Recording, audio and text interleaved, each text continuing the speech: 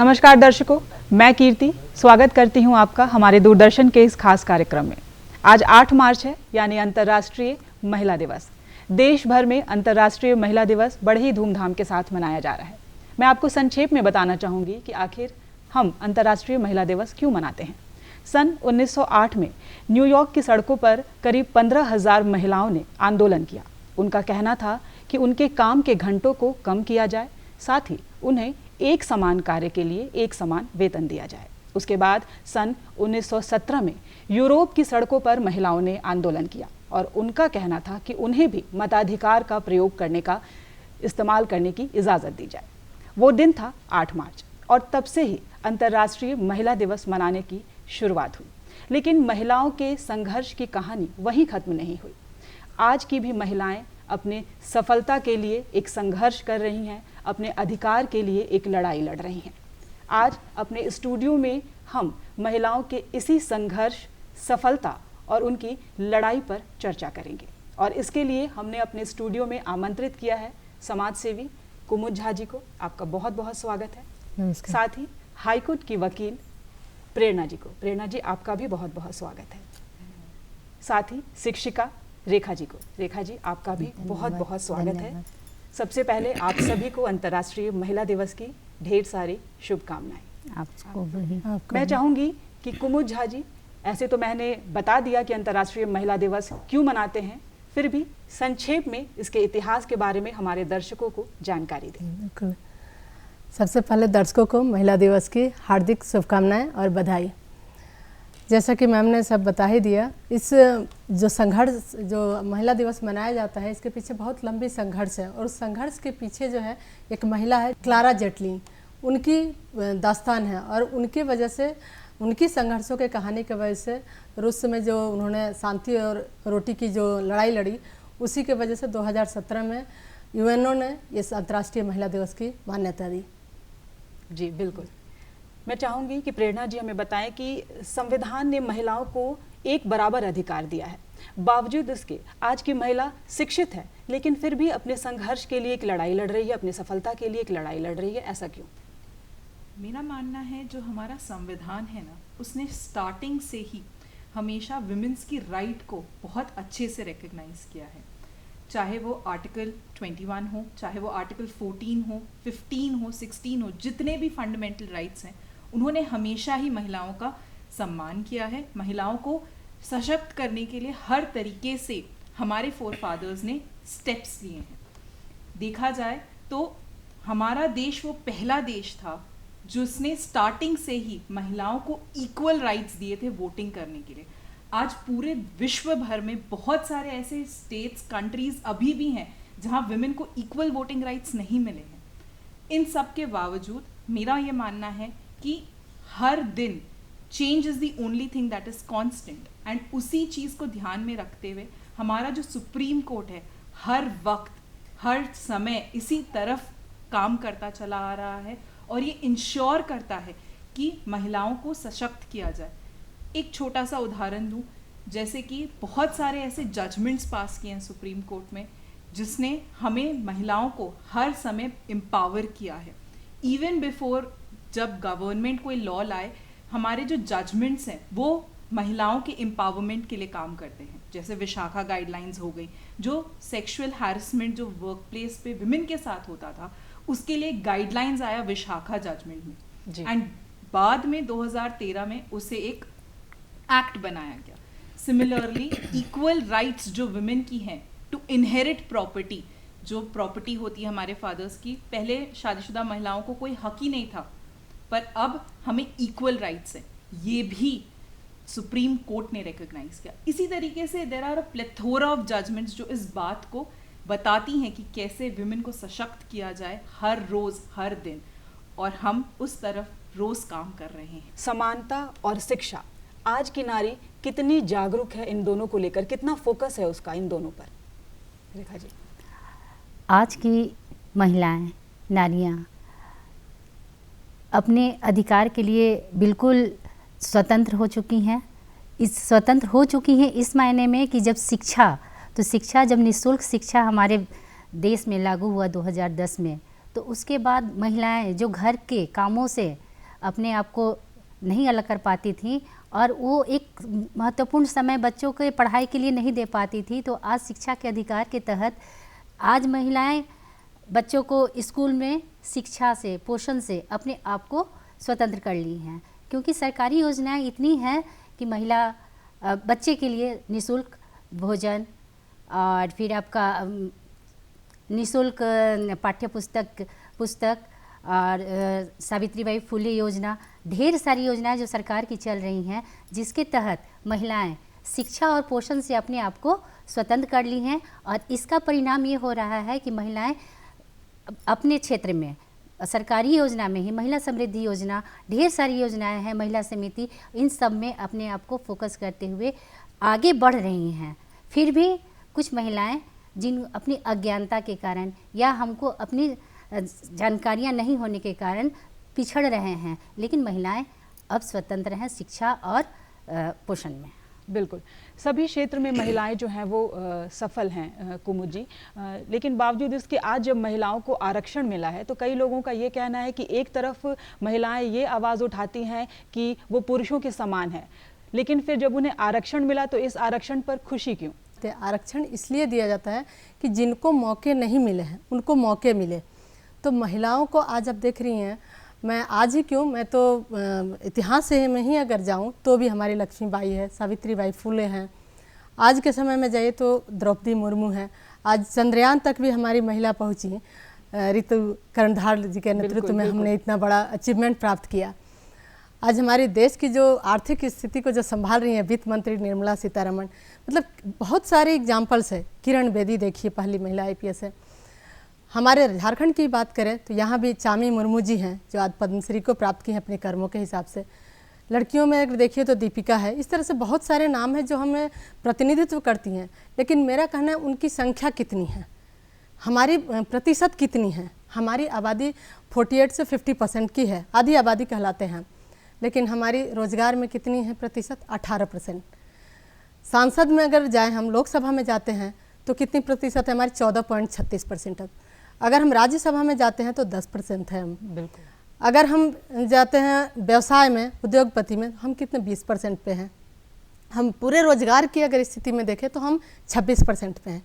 तो ये आंकड़े बताते हैं कि हमें मौके नहीं मिले। हम इसलिए नहीं उस जगह पे पहुँचे हैं कि हम सक्षम नहीं, हम सक्षम हैं।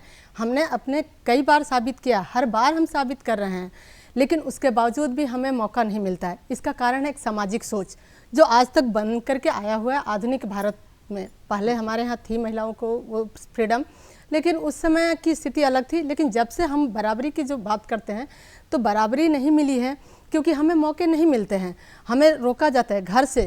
हमारी लड़कियों की जो जन्म होती है तभी से उनको ये बताया जाता है कि कम से कम संसाधनों में, कम से कम उन्नति में तुमको जीना है। तो वो जब उनको मौके ही नहीं दिए जाते तो वो अपने को कैसे स्थापित करेंगी? जिनको मौका मिलता है उन्होंने स्थापित किया। तो परसेंटेज को देखते हुए कि हमें मौके कितने मिले, अगर हमको पहली पंक्ति में खड़ा होना है जहाँ पे पुरुषों और महिलाओं की कॉमन भीड़ है, अगर वहाँ पे हमको खड़ा होना है तो वहाँ पे होता है कि सामने पंक्ति में हमें कभी जगह नहीं मिलती है। इवन मैं सारे जगहों की बात करती हूँ, वो राजनीतिक क्षेत्र हो, सामाजिक क्षेत्र हो, कार्य क्षेत्र हो, हर जगह पे हो, महिलाओं को पहली पंक्ति में जगह नहीं मिलती। क्यों? ऐसा नहीं कि उस वक्त सब नहीं है, इसलिए नहीं मिलती है क्योंकि वो महिला है। हमारा जो पितृसत्तात्मक जो समाज था, उस समाज में एक धारणा बनी हुई है शुरू से ही। हम जन्म से ही अपने उस भाइयों को सबको समझाते हैं कि तुम सर्वोपरि हो, तो इसलिए वो उसको जगह नहीं देना चाहता है, उसको एक्सेप्ट नहीं कर पाता है कि महिलाएं भी हमारे बराबर में हैं। तो उस बराबरी को प्राप्त करने के लिए इस आरक्षण की जरूरत है, ताकि उन्हें मौका मिले। जब वो आज 33% मिली है, अभी तो हम 33% पहुँचे नहीं, लेकिन 33% एटलीस्ट नियम लागू हुआ। हम 33% भी जिस दिन पहुँच जाएंगे ना, तो बाकी 48% और 50% हम खुद ब खुद हासिल कर लेंगे, ये हमारा विश्वास है। इसलिए आरक्षण हमारे लिए ज़रूरी है। बिल्कुल। कानूनी अधिकार को आज की महिलाएं कितना समझ रही हैं? क्योंकि हम शहरी और ग्रामीण दोनों क्षेत्रों की बात करते हैं, तो आपको क्या लगता है कि महिलाओं के लिए जितने कानून पहले बने थे, हालांकि कई कानूनों में संशोधन भी हुआ, मैं चाहूँगी कि आप वो भी हमारे दर्शकों को बताएं, लेकिन महिलाएं अपने कानूनी अधिकार को आज कितना समझ पा रही हैं? जो शुरुआत हुई है हमारी 1950 में, 1947 आफ्टर इंडिपेंडेंस, फिर जब कॉन्स्टिट्यूशन लागू हुआ, अगर तब से देखें तो काफ़ी बदलाव आया है, बट स्टिल अभी भी एक बहुत लंबा रास्ता तय करना है। आज अगर हम जानने की कोशिश करें, देखा जाए तो ये 8 मार्च का जो दिन है वो हम बनाते ही इसीलिए हैं कि यह अवेयरनेस क्रिएट हो, लोगों को और पता चले कि महिलाएं कितनी सशक्त हैं। ये बातें बहुत सही हैं और देखा जाए तो काफ़ी दूर हम पहुंच भी रहे हैं। जैसा मैम ने भी बताया कि शिक्षा एक बहुत बड़ा माध्यम है ये अवेयरनेस क्रिएट करने में, लेकिन अभी भी बहुत दिल्ली दूर है। इस चीज़ के लिए ही मुझे लगता है ऐसे जो प्रोग्राम हम कर रहे हैं जिसका रीच बहुत लंबा है, वो लोगों तक ये बात पहुंचाता है कि उनका अधिकार क्या है। आज महिलाएं ये जानती भी नहीं है कि उन्हें कितना हक मिला हुआ है, चाहे वो कॉन्स्टिट्यूशन के तहत हो, चाहे वो कहीं भी हो। जैसा मैम ने भी कहा, हमारे घरों में ही ये चीज़ शुरुआत हो जाती है। मेरा ये मानना है कि अगर जैसे एक बीज होता है, अगर उसे सही पानी दिया जाए, सही इन्वायरमेंट दिया जाए, तो वो एक खिल के नया पौधा बनता है जो कि बहुत अच्छा होता है। वैसे ही हमारी बेटियां, हमारी जो घर में गुड़ियां हैं, उन्हें हमें स्टार्टिंग से ये चीज़ सिखानी चाहिए कि उनका अधिकार क्या है, उन्हें हमें आगे बढ़ाना चाहिए, तभी ये समाज आगे बढ़ेगा। और इसीलिए उनका ये जानना बहुत ज़रूरी है कि उनका हक क्या है। और यहीं पे हमारी शिक्षिकाएं जो हैं, हमारे जो टीचर्स हैं, उनका बहुत इम्पोर्टेंस और वैल्यू होता है। ऐसा कहा जाता है कि एक सफल पुरुष के पीछे एक सफल महिला का हाथ होता है, लेकिन जब एक महिला आगे आकर सफल हो रही है तो क्या कहेंगे, उसके पीछे कौन हो सकता है? क्या कोई पुरुष हो सकता है, या फिर उसकी खुद की शिक्षा, उसकी खुद की आत्मनिर्भरता, ये सारी चीज़ें उसके पीछे होती हैं? एक महिला, एक कहावत ज़रूर है कि महिला आगे बढ़ती है तो पुरुष का हाथ होता है, लेकिन महिलाएं यदि आगे बढ़ रही हैं तो हम लोग आदिकाल से चलें। महिलाएं हर जगह, जब हम कृषि का काम करते थे तो उसमें वो भी बराबर का हिस्सेदार रहती थी और वो हमारे देश को या फिर पूरे विश्व को अनाज पहुंचाती थी। आज शिक्षा के क्षेत्र में भी हैं महिलाएं, तो घर के कामों से निपट के वो पहले अपने बच्चे को पहुंचाती है, फिर अपना काम करती है। तो वो मेनली अपने ऊपर ही आत्मनिर्भर है और अपनी ऊंचाइयों को पहुंचने के लिए, ऊंचाइयों को छूने के लिए वह स्वतः अपने आप ही काबिल है। हम महिलाएं आगे बढ़ रहे हैं तो इसके पीछे स्वतः खुद की आत्मनिर्भरता, आत्मशक्ति और अपना ही खुद का मंथन है। बिल्कुल। आज एक पुरुष भी आज़ाद है, एक महिला भी आज़ाद है, लेकिन अगर हम आज़ादी की बात करें तो महिलाएं हर क्षेत्र में आगे हैं। अगर हम ग्रामीण महिलाओं की बात करें तो ग्रामीण महिलाएं आज शहरी महिलाओं की अपेक्षा ज़्यादा अपने अधिकारों को समझ पा रही हैं। क्या शहरी महिलाएं सिर्फ किटी पार्टी या फिर जो स्वतंत्रता के जो उनके पैमाने हैं, शायद जो ग्रामीण महिलाओं तक नहीं पहुंच पा रहे हैं, वहां तक ही सीमित हैं? ऐसा आपको लगता है? हाँ, आपने ये बात सही बोला। ग्रामीण परिदृश्य में अगर देखा जाए तो लोग अवेयर हैं ज़्यादा शहरों के अपेक्षा। कारण यह है कि उनकी आवश्यकताएं कम है, लेकिन उनका सोच बृहत है। हम उन्हें मानते हैं कि पढ़ी लिखी नहीं है, लेकिन उनका सोच है कि हम खुद पे खड़े रहें, क्योंकि उनका जो आदत है वो शुरू से ही, अगर ग्रामीण क्षेत्र की महिलाओं को देखिए तो खेती करती हैं या सक्षम है, वो अपने आप पे आत्मनिर्भर है, किसी न किसी रूप में आत्मनिर्भर है, तो आत्मनिर्भरता का मतलब वो समझ रही हैं। लेकिन शहरी महिलाएं जो है उनमें जागरूकता की कमी है। शिक्षा का मतलब सिर्फ किताबी शिक्षा नहीं होता है, तो कहीं ना कहीं वो पढ़ाई लिखाई जो है वो किताबी शिक्षा में सीमित रह गया है। उनको जागरूकता की ज़रूरत है। आज जो आप एक कार्यक्रम कर रहे हैं, मैं दूरदर्शन को आभार व्यक्त करती हूँ, क्योंकि इस तरह के कार्यक्रम अगर किए जाए तो शहरी महिलाओं को जागरूकता मिलेगी। क्योंकि वो लोग ये सोचती हैं, जैसे किटी पार्टी कर लिए, हम अच्छे कपड़े पहन लिए, हम क्लब में चले गए तो हम जागरूक हो गए। जागरूकता वहाँ नहीं है। जागरूकता है, स्वतंत्रता है, आज़ादी है वहाँ पे है जहाँ पे हम अपने आप को आर्थिक रूप से पर निर्भरता से रोकें। क्योंकि हमारी जो बराबरी नहीं मिली है वो सिर्फ एक ही कारण है कि आर्थिक रूप से हम सक्षम नहीं हैं। हम किसी पे डिपेंडेंट है, चाहे पिता के रूप में है, भाई के रूप में है या पति के रूप में है, उस पर डिपेंडेंट है। जब तक हमारी डिपेंडेंसी कम नहीं होगी तब तक हम स्वतंत्र नहीं हो सकते, ये सच्चाई है। तो हमारे लिए शिक्षा और साथ में आत्मनिर्भरता उतनी ही ज़रूरी है जितनी ज़रूरत रोटी कपड़ा मकान की होती है। तभी हम बराबरी समानता की बात कर सकते हैं। इसलिए ये जागरूकता बहुत ज़रूरी है। और ऐसा बिल्कुल बिल्कुल सभी कह रहे हैं कि हमें हमेशा घर से शुरुआत करनी चाहिए। तो जाहिर सी बात है, जब हम घर से शुरुआत करेंगे तो घर में सबसे पहले आ जाती है संपत्ति, जायदाद।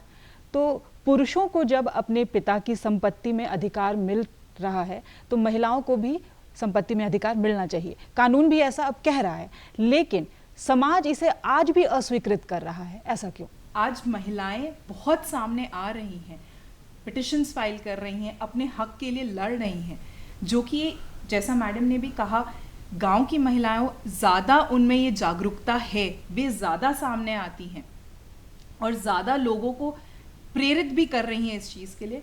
मैं नहीं मानती कि जो टाउन्स की लड़कियां हैं वो नहीं कर पाती हैं, वे भी अपने अधिकारों के लिए उतनी ही अग्रसर हैं, परंतु मेरा ये ज़रूर मानना है और मैं ये बहुत डीपली बिलीव करती हूँ कि वो जो हिम्मत होती है to fight for your rights, to know कि हाँ ये मेरा राइट है एंड मुझे इसके लिए लड़ना है, इस चीज़ के लिए जो हिम्मत चाहिए होती है ना, वो बहुत हद तक एक महिला को अंदर से लानी पड़ती है। मैं एक और बात यहाँ पे बोलना ये भी चाहूँगी कि राइट्स तो हैं, इक्वल राइट्स भी हैं प्रॉपर्टी में, हर जगह पे है, बट इन राइट्स को इम्प्लीमेंट करना, इन सब चीज़ों के लिए थोड़ा समय लग रहा है, बट जो दिख रहा है उससे परे भी एक दुनिया है, उससे परे भी चीज़ें हैं जहाँ पे महिलाएं आगे आ रही हैं, कर रही हैं, तो हमें उस चीज़ को भी एक्नॉलेज करना बहुत ज़रूरी है। बिल्कुल। रेखा जी, शिक्षा के क्षेत्र में जो अभी है वो महिलाओं के लिए किस लेवल तक जागरूकता गई है? क्योंकि आप शिक्षिका हैं और आप देखती हैं अपने स्कूल में आज भी वहाँ पर लड़कों की संख्या ज़्यादा है बशर्ते लड़कियों के, तो कैसे उन्हें जागरूक किया जाए? क्योंकि हर चीज़ की शुरुआत जो है, अगर हम अधिकार की भी बात करते हैं तो उसकी शुरुआत भी तो शिक्षा से ही होनी है। कीर्ति जी, मैं आपको स्पष्ट कर दूं कि हमारा समाज प्रतिसत्तात्मक रहा है और पुरुषों का वर्चस्व अभी भी है, लेकिन विगत 2-3 सालों से मैं अपना खुद का अनुभव बता रही हूँ कि हमारे विद्यालय में लड़कियों की संख्या लड़कों की अपेक्षा बहुत ज़्यादा है। 60-40 नहीं, 60-20, इस तरह से लड़कियां ज़्यादा हैं और पढ़ने में भी बहुत तेज़ हैं। ये गजब का अभी समाज का जो 2-3 सालों से मैं देख रही हूँ कि लड़के जो है पढ़ने में बहुत कमज़ोर हैं, लड़कियां पढ़ाई के लिए बहुत जागरूक हो गई हैं और कुछ बहुत अच्छा कर रही हैं, कुछ नहीं बहुत अच्छा कर रही हैं, आगे भी बढ़ रही हैं। उनको जो बताया जा रहा है वो जागरूक हो रही हैं और इवन कि अपने घर में भी जाके अपने मम्मी पापा को भी बताती हैं कि हम लोग को कहाँ कितना आगे बढ़ना है। फॉर एग्ज़ाम्पल सावित्रीबाई फुले जो योजना सरकार की है, इसके बारे में उनको आइडिया नहीं था, बताया गया कि इससे तुमको क्या फ़ायदा होगा, तो लड़कियां अब शादी ब्याह करने से अपने आप को रोक रही हैं। घर में गार्जियन को बता रही हैं कि नहीं, हम लोग को +2 तक पढ़ने दो कम से कम। तो पढ़ाई का स्तर बहुत ही आगे बढ़ा है, शिक्षा का स्तर बढ़ा है, बशर्ते कि लड़कों से। लड़कों में एक अभिमान होता है कि हम तो हैं ही, या फिर हम तो पढ़ ही लेंगे, हम जान ही जाएंगे, लेकिन लड़कियां अभी पढ़ाई में ग्रामीण क्षेत्र में, शहरों की मैं बात नहीं कर रही हूँ, ग्रामीण क्षेत्र में लड़कियों का पढ़ाई में स्तर बहुत ही ऊँचा उठा है। बिल्कुल। कुमुद जी, आप सामाजिक कार्यों से जुड़ी रहती हैं। अगर हम सामाजिकता की बात करें तो जाहिर सी बात है समाज में महिलाओं का भी एक अहम योगदान है, लेकिन जब क्रेडिट देने की बात आती है तो सबसे पहला नंबर पुरुषों का ही होता है। महिलाएं हमेशा पंक्ति में, जैसा कि आपने पहले भी कहा, कि वो पीछे ही खड़ी रह जाती हैं। तो सामाजिकता में इतना योगदान देने के बावजूद पंक्ति में पीछे क्यों? अभी हम लोग आगे इस पर बढ़ रहे हैं और आज के दिन में आप देखिएगा तो बहुत परिवर्तन हुई है। पहले की अपेक्षा जो मैंने आपको पहले भी बताया कि हम कितने जागरूक हो चुके हैं, लेकिन समय लग रहा है। और वो जो मैंने बताया कि जब आत्मनिर्भरता बढ़ेगी, आज पुरुष भी एक्सेप्ट कर रहे हैं। पहले होता था कि पुरुष लोग काम करते थे बाहर जाकर के, महिलाएं सिर्फ घर संभालती थी। तो अब है कि जब महिलाएं बाहर निकल रही है, काम कर रही है, तो पुरुष लोग भी घर संभाल रहे हैं। तो 40% पुरुष जो बोले वो पूरी तरह से एक्सेप्ट कर चुके हैं इस चीज़ को और वो लोग साथ दे रहे हैं। लेकिन अभी भी जो समय, क्योंकि सहने कोई भी चीज़ परिवर्तन की तरफ बढ़ता है या बदलाव लाता है, तो तुरंत वो बदलाव की उम्मीद तो नहीं कर सकते हैं, लेकिन बदलाव हो रही है। और जब हम 40% पुरुष को समझा चुके हैं कि हाँ हम भी उस काबिल हैं और हम भी आपके साथ कदम से कदम मिला के चल रहे हैं, तो एक दिन वो ऐसा भी आएगा जो 60% पुरुष भी मान जाएंगे। इसके संदर्भ में एक बताना चाहती हूँ, जैसे आज आप देख रही हैं कि जो लिंगानुपात वो 1000 में 1020 महिलाओं की संख्या हो गई है। तो जो संख्या 1000 में 800 होती थी, 700 होती थी, आज 1020 पहुंच गए हैं। तो इससे तो ये जाहिर होता है कि उसी पुरुषों ने हमें एक्सेप्ट किया ना। जो भ्रूण हत्याएं होती थी उसको रोका है उन्होंने, तो उतने लोगों ने एक्सेप्ट कर लिया। तो वो दिन भी ज़रूर आएगा जब हम पूरा आधी आबादी एकदम कंधे से कंधे मिलाकर के साथ चल रहे होंगे और साथ में एक पंक्ति में बैठ रहे होंगे। बिल्कुल बिल्कुल। कानूनी अधिकार, आप खुद एक वकील हैं, लेकिन कानूनी अधिकार की जब बात आती है तो महिलाओं को एक लंबा संघर्ष करना पड़ता है कानूनी अधिकार में भी, बशर्ते पुरुषों को जल्दी न्याय मिलता है महिलाओं के बनस्पत। ऐसा क्यों? कानून में तो भेदभाव नहीं होना चाहिए। कानून में कोई भेदभाव नहीं है, लेकिन जो आप कह रहे हैं ये शायद आज से 20-30 साल पहले बहुत सही था, आज ऐसा नहीं है। आज कानून अगर आप देखें तो कानून की जो मूरत है वो किसी में भेदभाव नहीं करती है। हमारा संविधान भेदभाव नहीं करता है। तो ऐसा नहीं है कि महिलाओं को बहुत कम रिकग्निशन मिलता है। इनफैक्ट अगर आप देखें तो विमेन एम्पावरमेंट लॉज आज बहुत ज़्यादा हैं, चाहे वो दहेज प्रथा के खिलाफ हो, चाहे वो डोमेस्टिक वायलेंस के खिलाफ हो, चाहे वो डिवोर्स को लेके हो, चाहे वो किसी भी अरीना में आप देखें तो विमेन को ज़्यादा एम्पावरमेंट दे रही है गवर्नमेंट। क्योंकि जैसा मैम ने भी कहा था, जो शुरुआती लाइन है इस दौड़ की वो सेम नहीं है सबके लिए।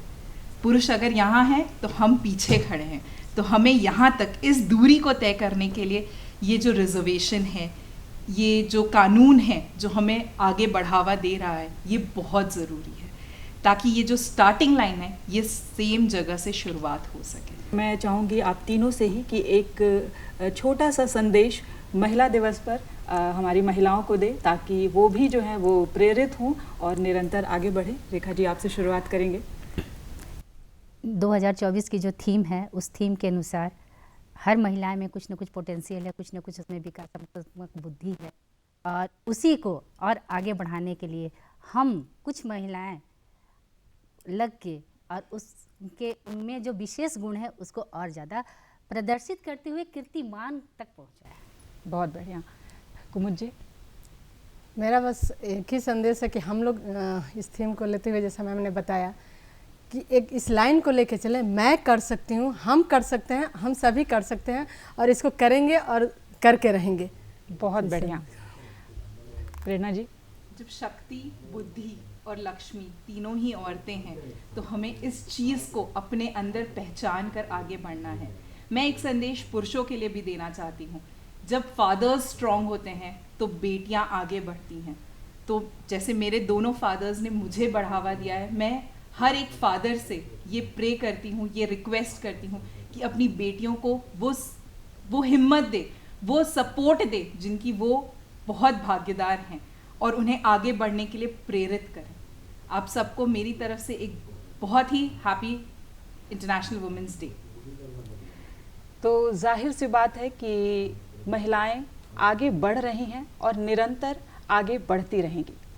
हर साल महिला दिवस जो है वो एक थीम के तहत मनाई जाती है। इस साल की जो थीम है, मैं चाहूँगी कि मैं आपको बता दूँ, इंस्पायर इंक्लूजन, यानी कि आप महिलाओं का सम्मान करें और दूसरों को भी महिलाओं का सम्मान करने के लिए प्रेरित करें। आज हम सभी महिला दिवस मना रहे हैं। यहाँ बात ये नहीं है कि हम पुरुषों के कितने बराबर हैं, यहाँ महिला और पुरुष की लड़ाई नहीं है। यहाँ बात अपने हक, अपने अधिकार की है। इसलिए क्योंकि जब देश एक है, समाज एक है, परिवार एक है, तो फिर उस देश में, उस समाज में, उस परिवार में भेदभाव नहीं होना चाहिए। जो हक पुरुषों के हैं, युवकों के हैं, वही हक हम महिलाओं को, लड़कियों को, युवतियों को मिलने ही चाहिए। यहाँ पर किसी तरह की कोई लड़ाई नहीं है, कोई बराबरी की बात नहीं है। यहाँ पर सिर्फ बात है अपने हक की, अपने अधिकार की, और वो अधिकार हमें भीख में नहीं चाहिए, क्योंकि हमने इसके लिए संघर्ष किया है। वो अधिकार जो है वो हमारा अधिकार है और हमारा हक है। तो हमें हमारा अधिकार जो है वो अब मिल जाना चाहिए, ताकि सदियों तक जो हमारा इतिहास है वो यूं ही फीका ना पड़े। कहते हैं इतिहास दोहराता है खुद को। इतिहास के पन्नों को जब हम पलटेंगे तो कई महिलाओं के नाम हैं, और उस इतिहास के पन्नों में अधिकार है हर एक महिला को अपना नाम दर्ज कराने का। इसलिए आज महिला दिवस पर सबसे पहले आप तीनों का बहुत बहुत धन्यवाद कि आप हमारे स्टूडियो में आए और इतनी महत्वपूर्ण जानकारी भी दी, अपने विचारों को भी साझा किया। तो आप सभी को भी अंतर्राष्ट्रीय महिला दिवस की ढेर सारी शुभकामनाएं।